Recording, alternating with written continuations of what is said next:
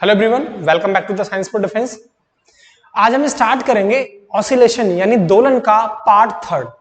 इससे पहले मैं आपको पार्ट वन और पार्ट टू करा चुका हूं।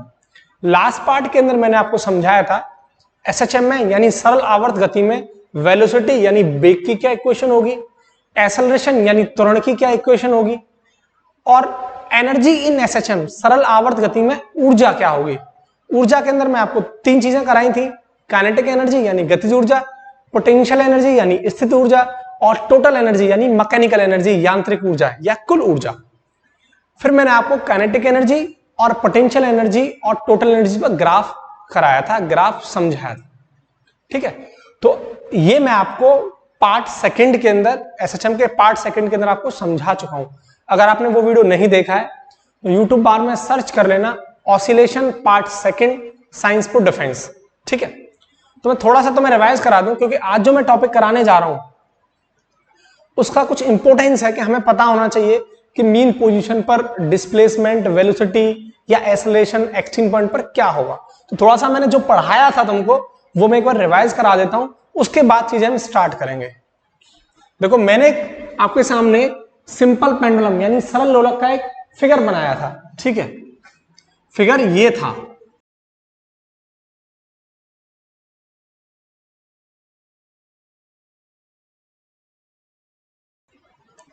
देखो, ये चीजें मैंने आपको समझाई थी।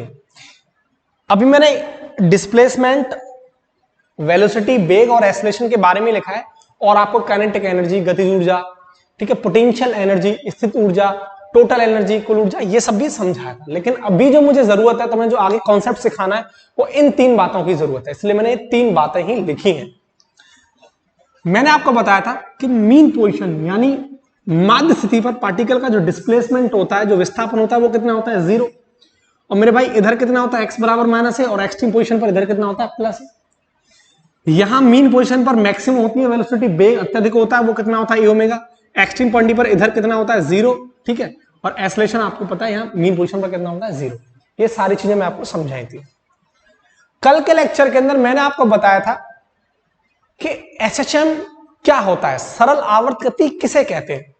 कुछ लोगों का मानना होता है, कुछ लोग कंफ्यूजन में होते हैं बच्चे कि एसएचएम इज वेव, क्योंकि यही दिखता है ना उनको, ये इस तरीके से फिगर में ये ग्राफ। उस ग्राफ को देख के एनालिसिस कर लेते हैं, भाई ये तो वेव का ग्राफ है।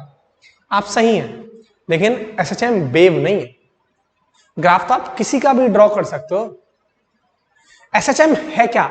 एसएचएम एक पार्टिकल का डिस्प्लेसमेंट है, यानी वो जो कण है जो विस्थापन करेगा। पहले पार्टिकल मीन पोजीशन से यहां गया, फिर यहां गया, फिर यहां गया, फिर यहां आया, जो डिस्प्लेसमेंट कर रहा है, दिस इज एसएचएम। बात समझ पा रहे हैं? यानी यहां से यहां गया, फिर लौट कर आया, फिर गया, फिर आया। ये क्या कर रहा है? डिस्प्लेसमेंट कर रहा है। मीन पोजीशन से प्लस है, माइनस है, डिस्प्लेसमेंट कर रहा है। This is SHM. सरल आवर्तती का मतलब है कि पार्टिकल क्या करे, कण क्या करे, डिस्प्लेसमेंट करे। इतनी बात क्लियर है? अब देखो, आपको मैं कुछ ग्राफ समझाना चाहता हूं। मैं आपको तीन ग्राफ बताऊंगा, डिस्प्लेसमेंट यानी विस्थापन और टाइम टी के संबंध में, वेलोसिटी यानी वेग और टाइम, और एक्सेलरेशन और टाइम, त्वरण और समय के संबंध में। तीन ग्राफ आपको समझाने वाला हूं। तो पहला जो ग्राफ है वो है आपका एक्स। एक्स क्या है यहां पर? डिस्प्लेसमेंट। कल से मैं आपको समझा रहा हूं कि मैं जो एक्स लेके चल रहा हूं वो डिस्प्लेसमेंट है। बुकों में जनरली वाई दे रखा होता है, किसी किसी में एक्स दे रखा होता है। मैं एक्स लेके चल रहा हूं। ठीक है, तो एक्स वर्सेस टाइम टी, इसके बीच में ग्राफ है। ठीक है, देखो ये जो पार्टिकल है मीन पोजीशन से कहां जा रहा है? एक्सट्रीम पोजीशन की तरफ। ऊपर गया, फिर ऊपर से कहां गया? लौट के मीन पोजीशन पर, फिर कहां गया? ऊपर, और फिर लौट कर आ गया नीचे। इस पार्टिकल ने एक पूरा चक्कर लगाया, यहां से ऊपर, फिर नीचे, फिर ऊपर, फिर नीचे। इसे हम बोलते हैं कंप्लीट चक्कर लगाने में जो टाइम कवर किया है, टाइम जो उसने लिया है, दैट इज टाइम पीरियड यानी आवर्तकाल। क्लियर है? ठीक। अब देखो, यहां ग्राफ है, ये मानो यहां mean position that is x बराबर 0, यानी पार्टिकल का टाइम कितना है यहां? 0। यहां x बराबर माइनस है कहीं, और यहां मान लो x बराबर कहीं प्लस है। क्लियर? और ये है आपका टाइम t। अब देखो एक पूरा कंप्लीट चक्कर लगाने में जो टाइम कवर किया है दैट इज टाइम पीरियड, और उसे t से रिप्रेजेंट करेंगे, कैपिटल T से। अब देखो अगर पार्टिकल आपका मीन पोजीशन से एक्सट्रीम पोजीशन तक सिर्फ यहां से यहां तक पहुंचे तो कितना टाइम लेगा? T/4। अब पार्टिकल फिर आपका लौट कर आएगा, कितना टाइम लेगा? T/2। फिर पार्टिकल मीन पोजीशन से पहुंचा ऊपर, कितना टाइम लगाया उसने? 3T/4। फिर आपका पार्टिकल लौट कर कहां आ गया? मीन पोजीशन पर। अब कितना टाइम लगाया उसने? T time. नहीं समझ में आ रहा?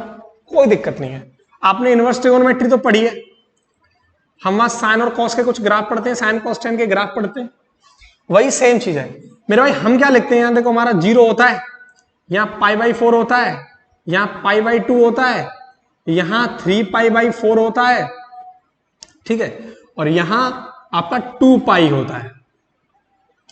तो ये π/4, π/2, 3π/4 और 2π। 2π का मतलब क्या है? कंप्लीट चक्कर लगा लिया, यानी 360 डिग्री का एंगल बना लिया, कंप्लीट चक्कर लगा लिया, यही तो था। अब देखो हमारा पार्टिकल यहां से यहां तक गया तो कितना टाइम? T/4। फिर लौट कर आया T/2, फिर ऊपर गया 3T/4। अब कंप्लीट चक्कर उसने खत्म कर लिया, कितने टाइम में? T में। अब तो तुम्हें चीजें समझ में आ गई होंगी, तो मैथमेटिकल टूल से भी आप समझ सकते हो। इतनी बात क्लियर है?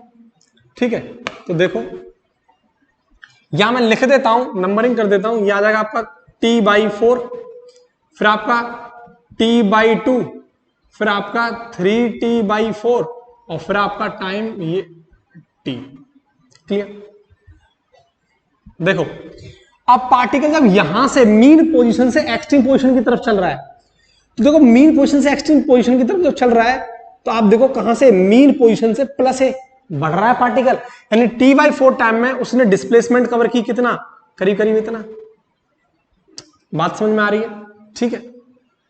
अब फिर ऊपर से लौट के आया एक्सट्रीम पोजीशन से, यानी प्लस ए से कहां गया? दोबारा लौट के अपनी मीन पोजीशन पर, यानी T/2 टाइम में फिर लौट कर आ गया कहां?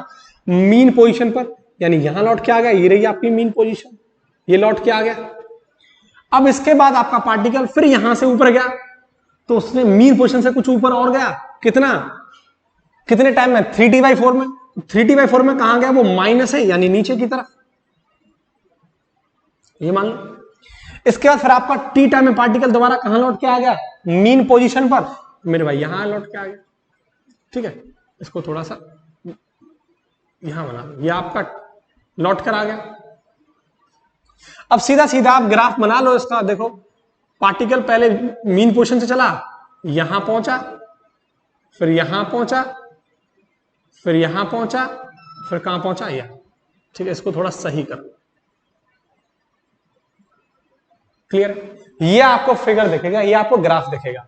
तो कैसा ग्राफ दिख रहा है? कुछ साइनोसॉइडल यानी साइन वाला ग्राफ नहीं दिख रहा है, कुछ सेम। ठीक है, तो ये आपका होता है एक्स वर्सेस टाइम का ग्राफ। अभी जो मुझे आपको यहां सिखाना है वो सिखाना है फेज डिफरेंस यानी कलांतर, डिस्प्लेसमेंट, वेलोसिटी, एक्सेलरेशन, इन सब के बीच में। तो इसलिए मैं आपको पहला ग्राफ तो ये हो गया। दूसरा ग्राफ जो मैं आपको समझाने वाला हूं वो है वेलोसिटी, बेग और टाइम के बीच में। ठीक है, तो दूसरा ग्राफ है वेलोसिटी यानी बेग वर्सेस टाइम टी, ये ग्राफ है। ठीक है, तो ये ग्राफ देख लो आप। फिर ये पार्टिकल, जहां आपका पार्टिकल का टाइम क्या है? 0, विस्थापन 0, मीन पोजीशन पर है। ये ऊपर की तरफ यहां वेलोसिटी, और ये आपका टाइम है टी इधर की तरफ। तो देखो ये मीन पोजीशन से चला, फिर टाइम पहले T/4, फिर कितना? T/2, फिर 3T/4 और फिर आपका कितना? ये T। क्लियर? देखो इसको समझो, जब पार्टिकल आपका मीन पोजीशन पर है तब उस टाइम की जो वेलोसिटी है, बेग क्या है? मैक्सिमम है। क्या है? अत्यधिक। तो जब पार्टिकल आपका मीन पोजीशन पर है तो उसकी वेलोसिटी क्या है? देखो मैक्सिमम, यानी ये रही होगी कहीं यहां मैक्सिमम। अब देखो जब मैक्सिमम से इधर की तरफ उसने चलना स्टार्ट किया, इधर की तरफ, ऊपर की तरफ, तो अब उसकी वेलोसिटी क्या हो गई, मैक्सिमम से चल के क्या हो गई, कम, जीरो हो गई। यानी t/4 में कितनी हो गई वेलोसिटी उसकी पार्टिकल की, जीरो। यानी पार्टिकल कहां गया, दोबारा से लौटकर जीरो पर। अब फिर आपका पार्टिकल ऊपर से नीचे आया t/2 टाइम में, फिर वेलोसिटी क्या हो गई उसकी, मैक्सिमम। यानी आप देखें t/2 टाइम में उसकी वेलोसिटी क्या होगी, नीचे आया तो पार्टिकल की वेलोसिटी क्या होगी, मैक्सिमम, नीचे आ रहा है। इतनी बात क्लियर है।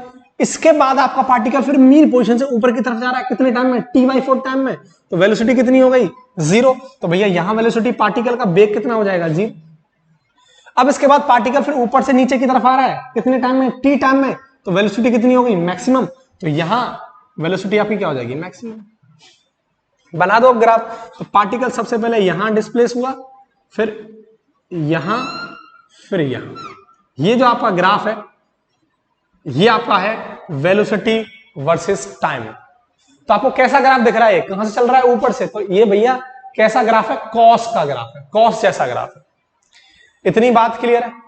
अब तीसरा ग्राफ और आप देख लो, ये तो हो गया फर्स्ट सेकंड, और थर्ड ग्राफ आप देख लो, एसेलरेशन यानी त्वरण, acceleration, acceleration versus time. Clear. देखो यहां बना देते, ये देखो पार्टिकल जब रेस्ट में है, मीन पोजीशन पर है, तो ऊपर की तरफ ए एसेलरेशन और इधर क्या आपका टाइम टी। तो देखो सबसे पहले यहां t/4, t/2, 3t/4, ये आपका क्या हो गया, t। इतनी बात क्लियर है। अब समझो पार्टिकल आपका जब मीन पोजीशन पर है तब उस टाइम का एसेलेरेशन कितना है, जीरो। तो एसेलेरेशन कितना है उसका, जीरो, यहां है। उसके बाद जब वो इस डायरेक्शन में चलेगा तो आपका देखो उसका एसेलेरेशन क्या हो गया, बढ़ गया, लेकिन कैसा है, नेगेटिव है। कैसा है, -a⍵²। तो भैया t/4 टाइम में क्या हो गया, नेगेटिव, मतलब वो नीचे की तरफ, ये डायरेक्शन बता रहा है। इतनी बात है, क्लियर है। अब भाई ऊपर से जब वो नीचे की तरफ आएगा, कहां से, ऊपर से जब नीचे की तरफ आएगा, टाइम कितना, t/2, तो एसेलेरेशन आपका कितना हो जाएगा, जीरो। तो t/2 पर एसेलेरेशन यानी त्वरण कितना हो जाएगा पार्टिकल का, जीरो। इसके बाद ये फिर ऊपर जाएगा, टाइम कितना, 3t/4। तो देखो कहां, जीरो से कहां पहुंच गया, प्लस का a⍵²। तो भैया देखो 3t/4 में कहां पहुंच गया, प्लस का ऊपर की तरफ। इसके बाद फिर ऊपर से t टाइम में नीचे की तरफ आएगा तो एसेलेरेशन कितना हो जाएगा उसका, जीरो। तो यहां क्या होगा मेरे भाई, उसका एसेलेरेशन कितना हो गया, जीरो। इतनी बात क्लियर है, इतनी बात क्लियर है। अब इसका सिंपल सा आप ड्रॉ कर दो ग्राफ। तो देखो पार्टिकल कहां चला, पहले ये इस तरीके से नीचे, ये आपका क्या हो गया ग्राफ। ये भी आपको किसका ग्राफ दिख रहा है, साइन का, लेकिन इसके कंपैरिजन में कैसा है, बिल्कुल रिवर्स है, उल्टा है। आप देखो ये ऊपर है, ये नीचे है, लोग ये नीचे है, ये ऊपर है। तो सेम दोनों साइन के ग्राफ हैं लेकिन उल्टे हैं। तो ये भाई ये हो गया आपका ग्राफ। क्लियर। अब मैं इसको रफ कर देता हूं, फिर मैं आपको बताने वाला हूं फेज डिफरेंस। ठीक है, फेज डिफरेंस यानी कलांतर।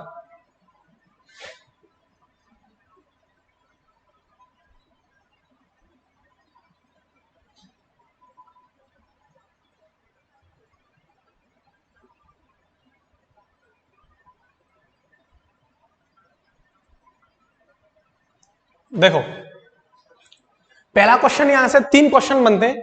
पहला क्वेश्चन क्या है कि फेज डिफरेंस, फेज डिफरेंस इसको बोलते हैं भैया कलांतर। क्या बोलते हैं, कलांतर।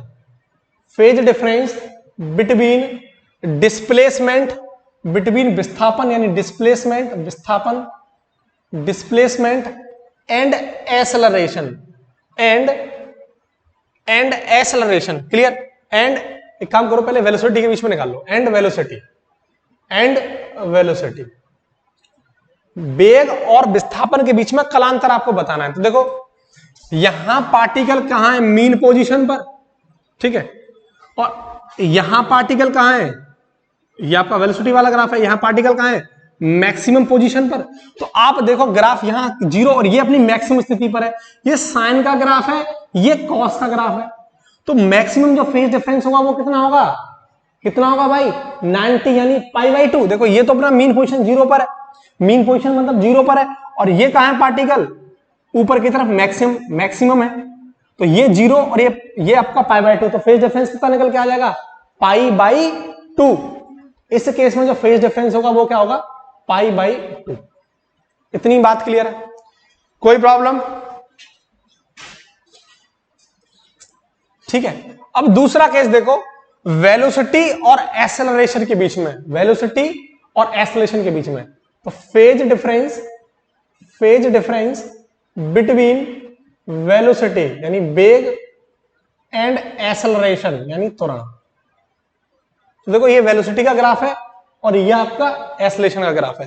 तो अब एक्सेलरेशन वाले ग्राफ को देखो, ये कहां है, मीन पोजीशन से चलना स्टार्ट किया, मीन पोजीशन पर है, ठीक है। और मीन पोजीशन पर एक्सेलरेशन कितना था, 0। आप ध्यान से सोचो, और यहां क्या वेलोसिटी, मैक्सिमम। तो आप देखो ये मैक्सिमम और ये 0, तो इसके बीच में फेज डिफरेंस भी कैसा आ गया, π/2। तो यहां भी भैया कलांतर कितना होता है, π/2। इतनी बात क्लियर है? इतनी बात क्लियर है?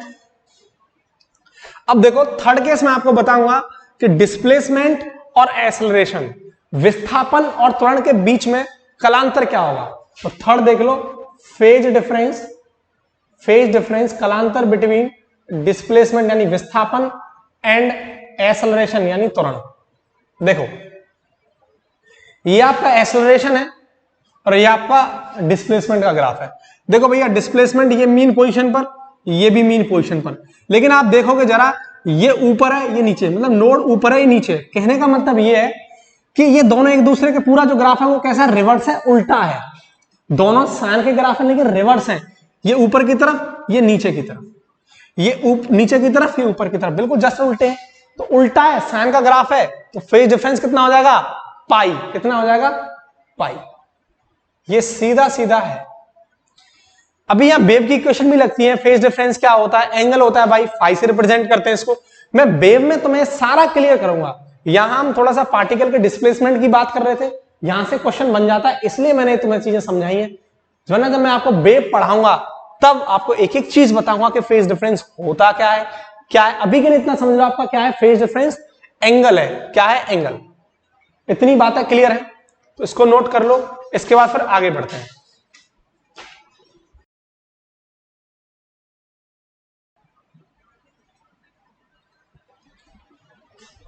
देखो अब है next topic, that is simple pendulum यानी सरल लोलक, सिंपल पेंडुलम।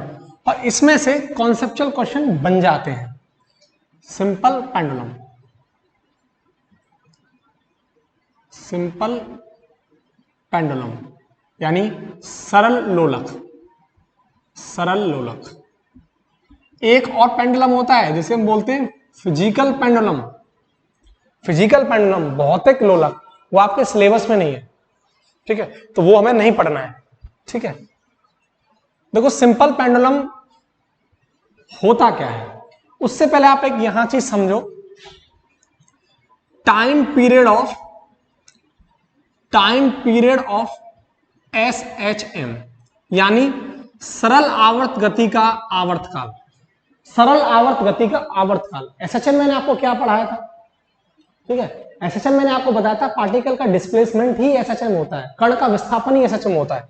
तो उस कण का जो टाइम पीरियड है, आवर्तकाल है, वो भैया ये होता है T बराबर 2π√m/k। देखो ये जो फॉर्मूला है ये जर्नल फॉर्मूला है, यानी क्या है, जर्नल फॉर्मूला, सामान्य सूत्र, जर्नल फॉर्मूला। चाहे वो फिजिकल पेंडुलम हो चाहे वो सिंपल पेंडुलम हो, ये फॉर्मूले इसी से ड्राइव होके बने, इसी से डेरिवेशन होता है। आपके लिए डेरिवेशन इंपॉर्टेंट नहीं है, लेकिन ये मेन फॉर्मूला है, जनरल फॉर्मूला है, इसी से यहां सिंपल पेंडुलम का फॉर्मूला ड्राइव होके आता है। जो कितना फॉर्मूला होता है उसका होता है T बराबर 2π√L/G। ये होता है सिंपल पेंडुलम का टाइम पीरियड, ये होता है सिंपल पेंडुलम का टाइम पीरियड, T बराबर 2π√L/G। लेकिन ये फॉर्मूला इसी से ड्राइव होके आया है, तो ये जनरल फॉर्मूला है, ये मेन फॉर्मूला है, लेकिन इसी से ड्राइव होके ही आया है। इतनी बातें क्लियर है? तो देखो पहले यही बता दूं मैं तुम्हें, L क्या है, इसे बोलते हैं हम इफेक्टिव लेंथ। क्या बोलते हैं, इफेक्टिव लेंथ यानी प्रभावी लंबाई। अभी प्रभावी लंबाई क्या होता है, देखो भाई अभी इसके तो क्वेश्चन कराने मुझे, इसके बहुत सारे एग्जांपल आपकी एनसीईआरटी में, अरिहंत में, तरह तरह की बुक में दे रखे हैं, वही मुझे आपको समझाने। तो जो एग्जाम्पल वहां दे रहे हैं उनको मुझे आपको प्रैक्टिकल तौर पर यहां समझाना है। देखो जो इफेक्टिव लेंथ है वो हमेशा और हमेशा ये मेजर करी जाती है measure from centre of gravity, centre of gravity यानी गुरुत्व केंद्र से, या मैं ये बोलूं सेंटर ऑफ मास से, सेंटर ऑफ मास से, द्रव्यमान केंद्र से। तो ये भैया कहां से मापी जाती है? हमेशा द्रव्यमान केंद्र से मापी जाती है। तो याद रखना जो इफेक्टिव लेंथ है, इफेक्टिव लेंथ का मतलब है प्रभावी लंबाई, मतलब लंबाई कम या ज्यादा होगी। ठीक है, तो अगर जैसे हम बैठे हुए हैं, थोड़ा समझने की कोशिश करो, अगर हम बैठे हुए हैं और फिर हम खड़े हो गए, तो जब बैठे थे तो हमारे सेंटर ऑफ मास क्या, हमारी टुंडी सेंटर ऑफ मास है, तब उस टाइम हमारी अर्थ की सरफेस से लंबाई कितनी थी, और खड़े हो गए तो अब हमारी लंबाई बढ़ गई। तो इसे बोल रहे हैं इफेक्टिव लेंथ, लंबाई कम या ज्यादा होगी यानी लंबाई चेंज होगी। तो ये हमेशा कहां से मापी जाएगी? सेंटर ऑफ मास से मेजर की जाएगी, या सेंटर ऑफ ग्रेविटी बोल दो। क्लियर है इतनी बात? ये जी क्या है भैया? ये जी है इफेक्टिव जी, इफेक्टिव जी यानी प्रभावी जी। क्या है? प्रभावी जी। इतनी बात क्लियर है? इतनी बात क्लियर है? अब कुछ पॉइंट समझो आप, इसको मैं रफ कर रहा हूं, इसको नोट कर लो, इसको नोट कर लो। सरल आवर्त गति का आवर्तकाल, एम यहां पर मास ऑफ द सिस्टम होता है, पूरे उस सिस्टम का द्रव्यमान। देखो सिंपल पेंडुलम ये है आपके पास, ये है, ये एक आपके पास धागा है, कोई धागा है, और ये इस तरीके से कोई बॉल लटका दी है। ठीक है, ये आपके लिए सिंपल पेंडुलम है। लेकिन सिंपल पेंडुलम की एक स्पेशल कंडीशन है, तभी आप इसको सिंपल पेंडुलम कह सकते हो जब ये धागा है, स्ट्रिंग जो है, रस्सी जो है, ये कैसी होगी? स्ट्रिंग मासलेस होगी। स्ट्रिंग कैसी होगी? मासलेस यानी द्रव्यमानहीन होगी, द्रव्यमानहीन होगी। ये तभी आप इसे क्या बोलोगे भैया? ये सिंपल पेंडुलम है। इतनी बात क्लियर है? ये कैसी होगी? मासलेस। ठीक है, दूसरी बात, अगर ये पेंडुलम देखो, ये पेंडुलम जो है सिंपल पेंडुलम इस तरीके से ऊपर जा रही होगी। देखो ये पेंडुलम है, सिंपल पेंडुलम है, ऐसे सोचो, और इस तरीके से मोशन कर रही है। तो अपनी मीन पोजीशन से, ये आपकी मीन पोजीशन है, मीन पोजीशन से कुछ एंगल बना रही होगी, ऊपर जा रही होगी, तो यह एंगल क्या बना रही होगी? थीटा। इधर भी एंगल क्या बना रही होगी? थीटा। अब अगर देखो ये अपनी मीन पोजीशन से बहुत बड़ा एंगल बनाए, बहुत बड़ा एंगल बनाए, तो फील करो कि आपको कैसा मोशन दिखाई दे रहा है? Circular motion. तो मेरे भाई अगर ऐसा बोलूं मैं कि थीटा जो वो कैसा होगा? वेरी लार्ज, बहुत बड़ा होगा, तो पाथ कैसा होगा? पाथ रास्ता कैसा होगा? Circular motion. कैसा होगा? Circular motion. इतनी बात क्लियर है? अच्छा, अगर मैं ऐसा बोलूं कि थीटा भैया बहुत वेरी स्मॉल कर दो इसका, यानी थीटा आप बहुत छोटा कर दो, जैसे इसके लिए समझो, जैसे थीटा आपका क्या कर दो? ये बहुत छोटा कर दो थीटा, तो आपको क्या दिख रहा है? ये लगभग स्ट्रेट लाइन मोशन है। कैसा दिखाई दे रहा है?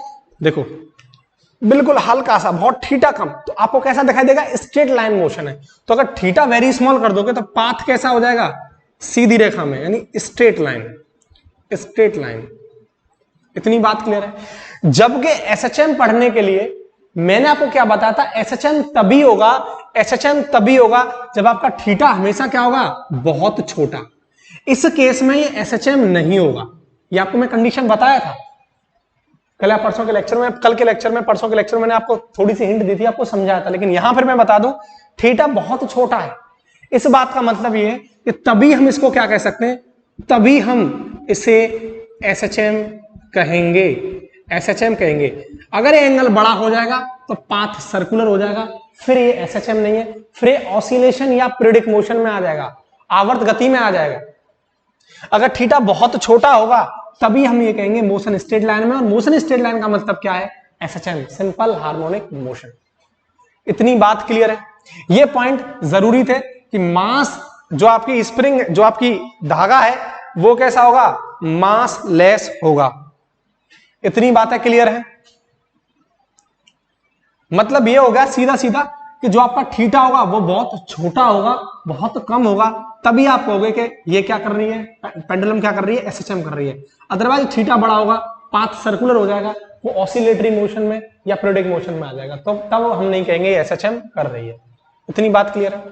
ठीक है, अब मैं इसको रफ कर रहा हूं, इसको नोट कर लो। अब मैं आपको समझाऊंगा कि जो टाइम पीरियड है सिंपल पेंडुलम का, वो किन किन बातों पर निर्भर करता है, किन किन बातों पर निर्भर करता है। तो टाइम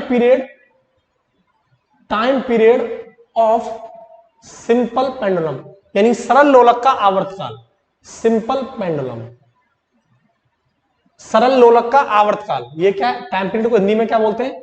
आवर्तकाल। पहली बात है किस बात पर डिपेंड करेगा, किन किन बात पर डिपेंड करेगा। तो पहला पॉइंट भाई, ये डिपेंड किस पर करेगा? ये देखो 2 पाई तो कांस्टेंट है, एल पर डिपेंड करेगा। किस पर डिपेंड करेगा? लेंथ पर। ठीक है, किस पर डिपेंड करेगा? लेंथ पर, लंबाई पर। किस पर डिपेंड करेगा? लंबाई पर। डिपेंड ऑन लेंथ, लंबाई पर डिपेंड करेगा। अगर लंबाई बढ़ेगी, अगर लंबाई बढ़ेगी तो टाइम पीरियड क्या होगा? बढ़ेगा। अगर लंबाई कम होगी तो टाइम पीरियड क्या होगा? कम। ऐसे सवाल अभी मैं आपको कराने वाला हूं। दूसरी बात, और किस पर डिपेंड करेगा? जी पर। किस पर? ऑन जी, क्योंकि जी की वैल्यू कम या ज्यादा होती है, अर्थ की सरफेस पर कुछ हो रही होती है, अंदर जाएंगे चंद्रमा पर जाएंगे तो बदलती रहती है। तो टाइम पीरियड किस पर डिपेंड करेगा? जी पर भी डिपेंड करेगा। मतलब ये हुआ मेरे भाई, अगर आप जी बढ़ाओगे तो टाइम पीरियड क्या हो जाएगा? कम। टाइम पीरियड क्या हो जाएगा? कम। लेकिन जी अगर आप कम करोगे, जी आप कम करोगे तो टाइम पीरियड क्या हो जाएगा? बढ़ जाएगा। इन पॉइंट को आप समझो, इन पॉइंट को आप समझो। जैसे मैंने बोल दिया कि जी बढ़ गया तो टाइम पीरियड आपका क्या हो जाएगा? बढ़ जाएगा। मैंने बोला जी कम हो गया तो टाइम पीरियड आपका क्या हो जाएगा? ज्यादा। मतलब अगर आप अर्थ की सरफेस से नीचे कहीं गए, ऐसे क्वेश्चन कॉन्सेप्चुअल बन चुके हैं एग्जाम में, कि अगर आप अर्थ की सतह से नीचे गए, किसी सुरंग में गए हैं, तब आपका टाइम पीरियड बढ़ जाएगा या घट जाएगा। या आप अर्थ की सरफेस से मून पर जा रहे हो, तब आपका टाइम पीरियड यानी आवर्तकाल बढ़ जाएगा, घट जाएगा। अरे भाई, अर्थ की सरफेस से ऊपर जाओ या नीचे, जी का मान हमेशा क्या होता है? कम होता है। क्या होता है? कम। तो जी का मान जैसे ही कम होगा तो टाइम पीरियड क्या हो जाएगा? बढ़ जाएगा। तो सुरंग में नीचे जाओ या चंद्रमा पर ऊपर जाओ तो हमेशा टाइम पीरियड क्या होता है? आवर्तकाल बढ़ जाता है। इतनी बात क्लियर है? इतनी बात क्लियर है? तो ये पॉइंट हो गया आपके डिपेंडेंसी के, किन किन बातों पर डिपेंड करता है। अब दूसरा पॉइंट देखो कि किस किस बात पर डिपेंड नहीं करता। Does not depend, does not depend, किस बात पर डिपेंड नहीं करता? पहला पॉइंट, इस बॉल का, जो ये आपके पास पेंडुलम है, ये जो बॉल है, इस बॉल का मास कितना है, इस बात पर डिपेंड नहीं करता। मास पर डिपेंड नहीं करता, चाहे भरी हुई है या खाली लटका दो, कोई फर्क नहीं पड़ता। टाइम पीरियड इस बात पर निर्भर ही नहीं करेगा। तो पहली बात, किस किस बात पर निर्भर नहीं करता? मास पर। या आप इस बात को ऐसे समझ लो, जैसे कोई एक लड़की है और वो झूले पर झूल रही है, ठीक है, मैं यूं बोल दूं, एक सुंदर कन्या है और भाई झूले पर झूल रही है। अगर वो झूले पर झूल रही है तो अगर उसका जो टाइम पीरियड है वो टी है, कितना टाइम पीरियड है? टी है। उस टाइम कितना टाइम पीरियड है? टी। लेकिन उसके पास एक और कोई लड़की आके बैठ जाए, तब उसका टाइम पीरियड क्या होगा? चेंज ही नहीं होगा, क्योंकि वो तो भैया मास पर डिपेंड ही नहीं करता टाइम पीरियड। तीसरी आकर बैठ जाओ झूले पर, क्या टाइम पीरियड चेंज होगा? क्योंकि भैया मास पर तो डिपेंड ही नहीं करता। तो सीधी सीधी बात है, टाइम पीरियड मास पर डिपेंड नहीं करेगा। इतनी बात क्लियर? इतनी बात क्लियर? दूसरा, इस बॉल की डायमेंशन कैसी है? स्क्वायर है, सर्कुलर है, इस बात पर भी ये डिपेंड नहीं करेगा। तो भैया डायमेंशन पर भी डिपेंड नहीं करेगा, यानी आकृति पर डिपेंड नहीं करेगा। तीसरी बात, ये मेटल की है, पीतल की है, सोने की है, लोहे की है, कोई फर्क नहीं पड़ता। तो मटेरियल पर भी डिपेंड नहीं करेगा। मटेरियल माने पदार्थ, यानी पदार्थ पर भी ये निर्भर नहीं करेगा। तो ये सारे पॉइंट थे डिपेंडेंसी के, कि डिपेंड किन किन बातों पर करेगा और किन किन बातों पर डिपेंड नहीं करेगा। क्लियर है बात? समझ में आती है? अब मैं आपको लेंथ वाले कुछ एग्जाम्पल देके समझाता हूं चीजें। इसको रफ करें।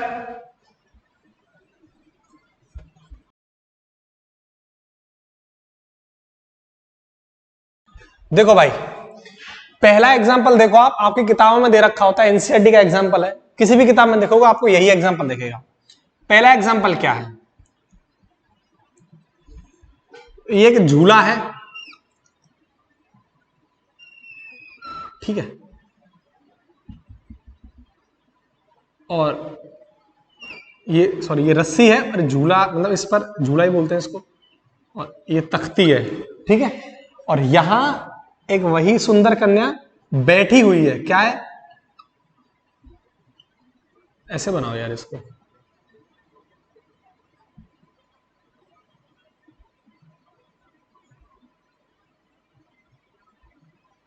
ये बैठी हुई है इस तरीके से, सिटिंग पोजीशन में, किसमें, बैठी हुई है, बैठी हुई है, क्लियर।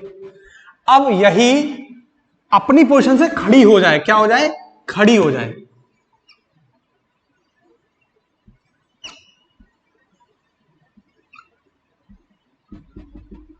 अब देखो ये क्या हो गई, खड़ी,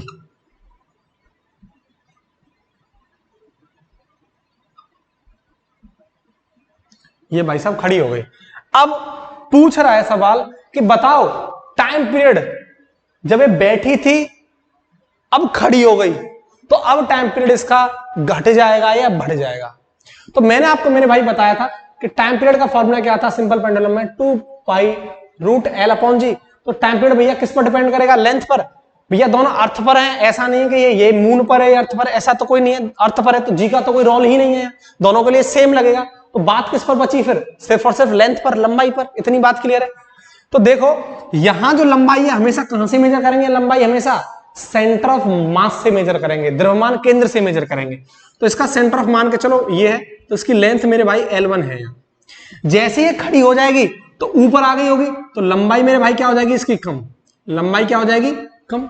इतनी बात क्लियर है। अगर लंबाई कम हो जाएगी, अगर लंबाई कम हो जाएगी तो टाइम पीरियड भी क्या हो जाएगा, कम।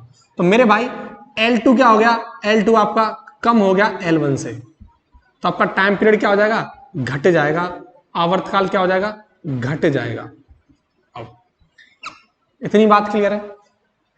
अब इस केस में क्या हो जाएगा, आवर्तकाल घट जाएगा। तो एक तो पहला एग्जांपल यही होता है, ठीक है।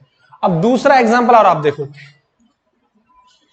यहां ऐसे भी बोल देता है, ऐसे भी अगर आपसे मैं पूछने लगूं कि ये बैठी हुई है, ये खड़ी हो गई, अब झूला तेजी से किसका चलेगा, तेजी से कौन किसका झूला घूमेगा, ये बताओ।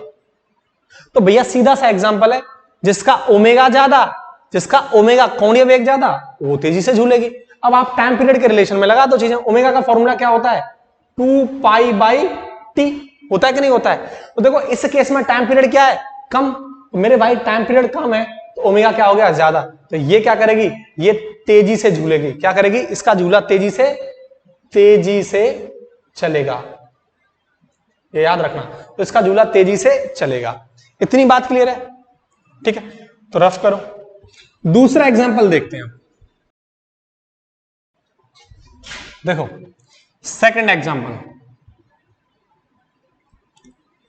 एक एग्जांपल आपकी बुक में दे रखा होता है कि जैसे ये एक रस्सी है, ठीक है, और ये कोई बॉल है या कोई घड़ा है, इस तरीके से इसके अंदर पानी भर दिया, पूरे के अंदर, पूरा कंप्लीटली फिल्ड है वाटर से, पूरा कंप्लीटली फिल्ड है। क्या है, कंप्लीटली फिल्ड विद वाटर, पानी से भरा हुआ है, ठीक है। ये पानी से भरा हुआ है और इस तरीके से कहीं बंधा हुआ है, ठीक। अब अचानक से कोई शैतान बच्चा है, उसमें छेद कर गया। क्या कर गया, छेद जैसे ही करके जाएगा तो इसमें से क्या होगा, पानी धीरे धीरे टपकना स्टार्ट हो जाएगा। तो मान लो इसमें क्या कर दिया, होल कर दिया, छेद कर दिया, है ना। Small hole made in the, ऐसे बोल दो इसको, इन द जार, ठीक है। एक घड़े में, एक बॉल में जिसमें पानी भरा हुआ है, एक गुब्बारे में जो पानी भरा हुआ है, उसके अंदर उसने क्या कर दिया, छेद कर दिया। अब देखो कंडीशन ये बन गई, यानी इसका जो पानी है वो टपकने लगा, इस तरीके से पानी टपकने लगा। तो हो क्या रहा होगा, इसका पानी का लेवल मान के चलो यहां तक आ गया। इतनी बात क्लियर। अब मैं आपसे बोलूं कि बताओ किसका टाइम पीरियड ज्यादा होगा, इसका या इसका। तो आप पहले क्या करोगे, लेंथ कहां से मेजर करोगे, इसके सेंटर ऑफ मास से। तो भैया पूरा भरा हुआ है तो सेंटर ऑफ मास क्या हो जाएगा, इसके बीच में होगा, बिल्कुल मध्य में होगा। तो भैया इसकी लेंथ क्या हो जाएगी, L1 यहां से मेजर कर दोगे सेंटर ऑफ मास से। लेकिन भाई अब इसका वाटर का लेवल कम हो गया तो अब इसका सेंटर ऑफ मास क्या है, खिसक जाएगा, वो यहां कहीं होगा। तो इसका मतलब इसकी जो लेंथ है वो कहां से मापी जाएगी, इसके सेंटर ऑफ मास से। अब बताओ इसकी लेंथ सेंटर ऑफ मास के नीचे खिसक गया तो लेंथ बढ़ गई होगी, यानी L2 is greater than L1। तो अब बताओ इस केस में इसका टाइम पीरियड क्या हो जाएगा, आवर्तकाल ज्यादा हो जाएगा, मतलब टाइम पीरियड यानी आवर्तकाल क्या हो जाएगा, इस केस में बढ़ जाएगा, बढ़ जाएगा। मैं यूं बोल दूं कि T2 is greater than T1। इतनी बात क्लियर है। तीसरा केस ये दे रखा होता है, अब इसमें पानी धीरे धीरे टपक रहा था, अब ये पानी पूरी तरीके से खाली हो गया। क्या हो गया, पूरी तरीके से खाली हो गया। तो सिचुएशन मेरे भाई ये हो गई, ये पूरी तरीके से खाली हो गया। तो अब इसका जो सेंटर ऑफ मास होगा वो बीच में आ जाएगा। तो अब इसकी लेंथ कहां से मेजर कर दो, इसे L3 बोल रहा हूं। अब बताओ इसका टाइम पीरियड इन दोनों के कंपैरिजन में कितना होगा। तो देखो भैया इसका सेंटर यहां पर है, सेंटर ऑफ मास पर, इसका भी अपनी जगह, दोनों का सेम है मिड में। तो इस पहले वाले का और दूसरे वाले की लेंथ कैसी हो जाएगी, सेम। L1 बराबर L3, दोनों की लेंथ सेम है। तो मेरे भाई पहले वाले का और तीसरे वाले का टाइम पीरियड क्या हो जाएगा, बराबर, और इस वाले का क्या हो जाएगा, ज्यादा। तो इस वाले का इन दोनों केस में क्या होगा, हमेशा ज्यादा होगा।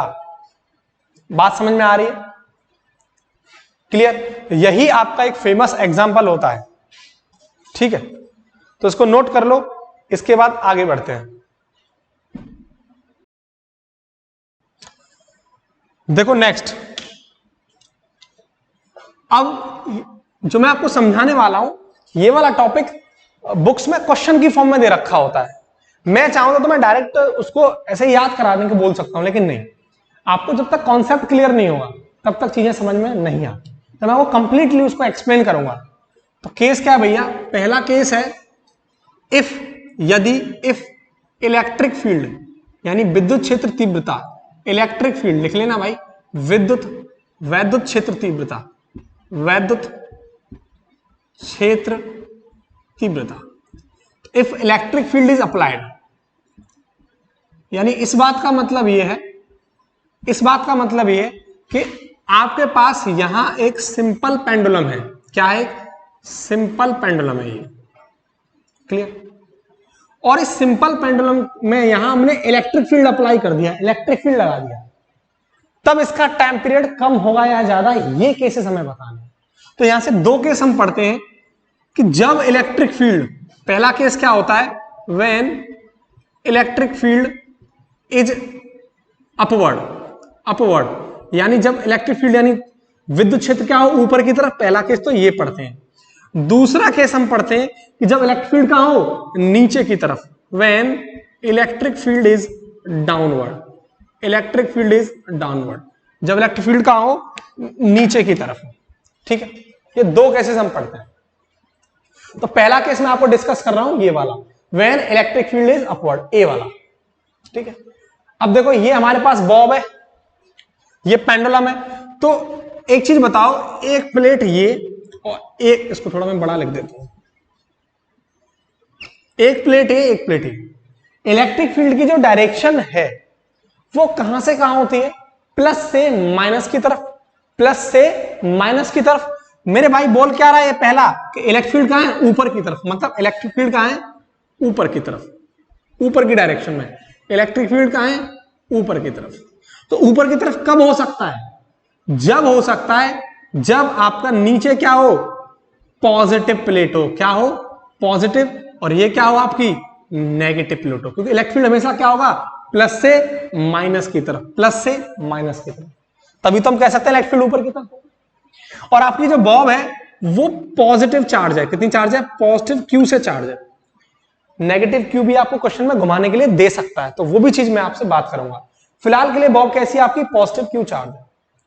इतनी बात क्लियर है। अब देखो ये जो बॉब है इस पर ग्रेविटी का फोर्स लग रहा होगा नीचे की तरफ, कितना, एम जी, बॉब का मास एम है, एम जी लग रहा होगा। अब देखो भाई ये पॉजिटिव चार्ज क्यू है और ऊपर वाला चार्ज कैसा है, नेगेटिव। तो हमेशा नेगेटिव चार्ज क्या करेगा, पॉजिटिव को अपनी तरफ आकर्षित करता है, अट्रैक्ट करता है। तो मेरे भाई ये पॉजिटिव चार्ज को ऊपर की तरफ खींचेगा, तो जब खींचेगा तो कोई फोर्स लगाएगा, तो उस फोर्स को हम क्या बोलते हैं, इलेक्ट्रिक फोर्स। इलेक्ट्रिक फोर्स यानी वैद्युत बल, क्या बोलते हैं उसको, इलेक्ट्रिक फोर्स। और ये जो इलेक्ट्रिक फोर्स है वो किसके बराबर होता है, QE के बराबर होता है। क्या होता है, QE के बराबर। बात समझ में आ रही है, इलेक्ट्रिक फोर्स किसके बराबर होता है, QE के बराबर होता है। ठीक है, इतनी बात क्लियर है। इलेक्ट्रिक फोर्स ऊपर लगेगा, क्यों, क्योंकि पॉजिटिव चार्ज को कौन अपनी तरफ खींचेगा, नेगेटिव। या यूं समझ लो, नीचे कैसी प्लेट है, पॉजिटिव, ये कैसा पॉजिटिव, तो एक दूसरे को क्या करेंगे, रिपल करेंगे, भैया इसको दूर भगाएगा, तो फोर्स कहां लगेगा, ऊपर की तरफ। इतनी बात क्लियर है। अब मैं आपसे पूछूं कि भाई बताओ कितना एक्सेलरेशन से ऊपर की तरफ इसमें फोर्स लगेगा, कितने त्वरण से, तो आप क्या करोगे भैया, फोर्स का फॉर्मूला क्या होता है, ma बराबर QE। ए बराबर क्या आ जाएगा आपका, ए बराबर आ जाएगा QE बाई एम। इतने एक्सेलरेशन से ये ऊपर की तरफ फोर्स लग रहा होगा, QE बाई एम। क्यू आपको पता है चार्ज है, वो पॉजिटिव चार्ज, ई क्या है, इलेक्ट्रिक फील्ड, और एम क्या है, इस बॉब का मास। ठीक है, मास एम। अब देखो, अभी मैंने आपको टाइम पीरियड का फॉर्मूला क्या बताया था कि T बराबर 2 pi root L by G. T बराबर 2 पाई L बाई जी। तो L क्या है, इफेक्टिव लेंथ थी, G क्या है, इफेक्टिव लेंथ है, सॉरी इफेक्टिव G है, ठीक है, लेंथ नहीं, इफेक्टिव G है। अब देखो, ग्रेविटी की फोर्स कहां लग रहा है, नीचे की तरफ, एक्सेलरेशन कहां लग रहा है, ऊपर की तरफ, QE बाई एम। तो यहां जो अब इफेक्टिव G होगा वो क्या हो जाएगा, नीचे वाले में क्या करेंगे, ऊपर वाले को माइनस, नीचे क्या लग रहा होगा, ज्यादा ग्रेविटी का फोर्स लग रहा होगा, तो वो कितना लग रहा है, ग्रेविटी, नीचे कितना लग रहा है, ग्रेविटी G, भाई नीचे ही तो ग्रेविटी लग रहा होगा, कितना लग रहा है, G। और एक एक्सेलरेशन कहां लग रहा है, ऊपर की तरफ, तो माइनस A। तो A कितना है, QE बाई एम, तो G minus QE by M. अब देखो, आप G में से इस वैल्यू को घटाओगे तो क्या ये वैल्यू क्या हो जाएगी, कुछ ना कुछ कम हो जाएगी। तो इस केस में यहां G इफेक्टिव की वैल्यू क्या हो जाएगी, कम। मेरे भाई G इफेक्टिव आपका कम हो जाएगा तो टाइम पीरियड क्या हो जाएगा, बढ़ जाएगा। तो ऐसे केस में, ऐसे वाले केस में टाइम पीरियड हमेशा क्या है, बढ़ जाएगा। तो टाइम पीरियड यानी T, टाइम पीरियड बढ़ जाएगा, टाइम पीरियड बढ़ जाएगा। कब, जब चार्ज कैसा हो, पॉजिटिव। अब मैं इसको चेंज करता हूं, अगर इस चार्ज को पॉजिटिव क्यू की जगह आप क्या कर दो, नेगेटिव। ध्यान से समझना मेरी बात, क्या कर दो आप इसको, नेगेटिव क्यू। तो अगर नेगेटिव क्यू है तो इस पर फोर्स देखो, ये नेगेटिव और ये नेगेटिव, अब तो रिपल करेगा, तो अब इसको कौन खींचेगा, नीचे की तरफ फोर्स लगेगा। अब मेरे भाई ऊपर की तरफ फोर्स नहीं लगेगा, कहां लगेगा, नीचे की तरफ फोर्स लगेगा। तो अब कितना एक्सेलरेशन आ रहा होगा, सेम QE बाई एम। तो G भी नीचे लग रहा है, एक्सेलरेशन भी नीचे लग रहा है, तो G इफेक्टिव कितना निकल के आ जाएगा, G प्लस, दोनों जुड़ जाएंगे तो ये वैल्यू क्या आ जाएगी, G प्लस। तो मेरे भाई G के साथ वैल्यू जुड़ रही है तो ये वैल्यू क्या हो जाएगी, बढ़ जाएगी। क्या हो जाएगी, बढ़ जाएगी। और मेरे भाई अगर ये वैल्यू बढ़ जाएगी तो टाइम पीरियड क्या हो जाएगा, कम। टाइम पीरियड क्या हो जाएगा, कम। तो टाइम पीरियड कम हो जाएगा, घट जाएगा। ध्यान से समझना, जब इलेक्ट्रिक फील्ड ऊपर की तरफ लग रहा है, अपवर्ड डायरेक्शन में, और चार्ज कैसा है आपका, पॉजिटिव, उस बॉब का चार्ज कैसा है, पॉजिटिव, तब आपका टाइम पीरियड बढ़ जाएगा। और उस बॉब का चार्ज कैसा है आपका, नेगेटिव, तब आपका टाइम पीरियड घट जाएगा। अगर आपको यह बात भी याद नहीं रहती है, मेरा कॉन्सेप्ट भी अगर याद रहता है, आसानी से आप समझ जाओगे। फील करो कि भाई चार्ज कैसा, बॉब कैसी है, पॉजिटिव क्यों, इलेक्ट्रिक फील्ड कैसा, अपवर्ड डायरेक्शन में। सोचो, इलेक्ट्रिक फील्ड कैसा है, अपवर्ड डायरेक्शन में। कब हो सकता है अपवर्ड डायरेक्शन में, कब हो सकता है, इलेक्ट्रिक फील्ड हमेशा पॉजिटिव से नेगेटिव की तरफ जाता है, तो नीचे पॉजिटिव प्लेट हो, ऊपर नेगेटिव प्लेट हो। समझ पा रहे हो। और ये कैसी है, पॉजिटिव चार्ज, तो पॉजिटिव को नेगेटिव क्या करेगा, अट्रैक्ट करेगा। तो फोर्स कहां लग रहा होगा, ऊपर की तरफ, और जी कहां लग रहा होगा, नीचे की तरफ। तो उसमें से घटा दोगे तो जी की वैल्यू कम हो जाएगी, टाइम पीरियड बढ़ जाएगा। अगर ये नेगेटिव होता तो नेगेटिव भैया नीचे की तरफ, पॉजिटिव वाली अपनी तरफ अट्रैक्ट करेगी, तो दोनों चीजें जुड़ जाएंगी और जी इफेक्टिव बढ़ जाएगा और टाइम पीरियड कम हो जाएगा। इस तरीके से तुम आसानी से लॉजिकली भी इस क्वेश्चन को कर लोगे। मैं रफ करूं इसको। अब दूसरा आपके लिए जो केस है वो है जब इलेक्ट्रिक फील्ड कहां हो, डाउनवर्ड डायरेक्शन में, नीचे की तरफ लगे। ठीक है, तो यही मैं आपको इसको समझा देता हूं। देखो, अब कौन सा केस हम डिस्कस कर रहे हैं, बी, जब आपका इलेक्ट्रिक फील्ड कहां हो, नीचे की तरफ। तो मेरे भाई देखो, ये बॉब है, सिंपल पेंडुलम। अब इलेक्ट्रिक फील्ड नीचे की तरफ है। नीचे की तरफ कब होगा, जब चार्ज कैसा होगा, ऊपर पॉजिटिव, और नीचे चार्ज कैसा होगा, नेगेटिव। क्योंकि इलेक्ट्रिक फील्ड की डायरेक्शन हमेशा कहां से कहां होती है, प्लस से माइनस की तरफ। इतनी बात में कोई तकलीफ। और अब की जो बॉब है वो कैसी चार्ज है, पॉजिटिव क्यू चार्ज है, ठीक है, और इसका मास क्या m, स्मॉल क्यू ले लो कोई दिक्कत नहीं, प्लस का क्यू, जनरली मैं स्मॉल क्यू से रिप्रेजेंट करता हूं, ठीक है। अब सेम केस है, नीचे की तरफ भैया इस पर ग्रेविटी फोर्स लग रहा होगा mg, ये पॉजिटिव प्लेट है, ये नेगेटिव प्लेट है। अब नीचे की तरफ क्या लग रहा होगा, इलेक्ट्रोस्टैटिक फोर्स लग रहा होगा। वैद्युत बल कहां लग रहा होगा, नीचे की तरफ भैया, पॉजिटिव को कौन अटैक कर रहा होगा, ये नेगेटिव चार्ज, भैया नीचे की तरफ क्या लग रहा होगा, इलेक्ट्रिक फोर्स, जिसकी वैल्यू भैया कितनी बताई थी मैंने आपको, QE। सेम यहां से एक्सेलरेशन निकाल दो, ma बराबर QE, a कितना आ जाएगा आपका QE बाई m। तो एक्सेलरेशन कहां लग रहा होगा इसमें, जिस डायरेक्शन में फोर्स उसी डायरेक्शन में एक्सेलरेशन, और ग्रेविटी कहां लग रहा है, नीचे की तरफ लग रहा है जी। तो अब जी इफेक्टिव आप निकालोगे, दोनों चीजें क्या हो जाएंगी, जुड़ जाएंगी। तो मेरे भाई जी इफेक्टिव यहां निकालोगे तो क्या हो जाएगा, G प्लस ए बोले तो QE बाई m।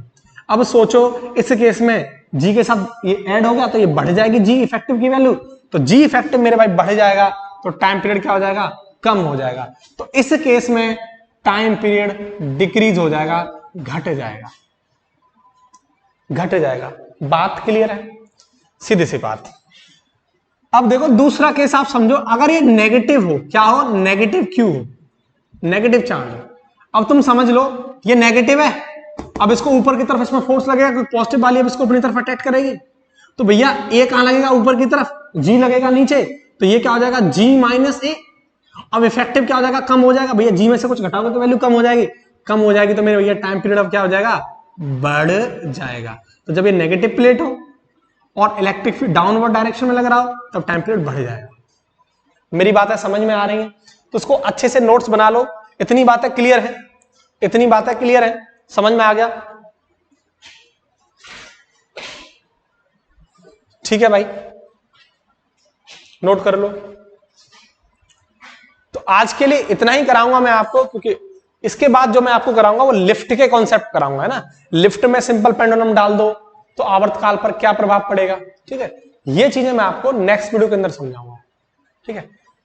तब तक के लिए वीडियो को जरूर लाइक करो और अपने अच्छे दोस्तों के साथ वीडियो जरूर शेयर करो, ताकि वो भी एजुकेशन का एक बेनिफिट उठा सके, ठीक है, और एक सिलेक्शन की तरफ बढ़ सके। क्योंकि हमारा टारगेट क्या है, 25 आउट ऑफ 25, 25 में से 25 आनी चाहिए। इसके लिए मैं मेहनत कर रहा हूं और आप भी मेहनत करिए, तभी तो हमारी बॉन्डिंग अच्छी बन पाएगी, ठीक है।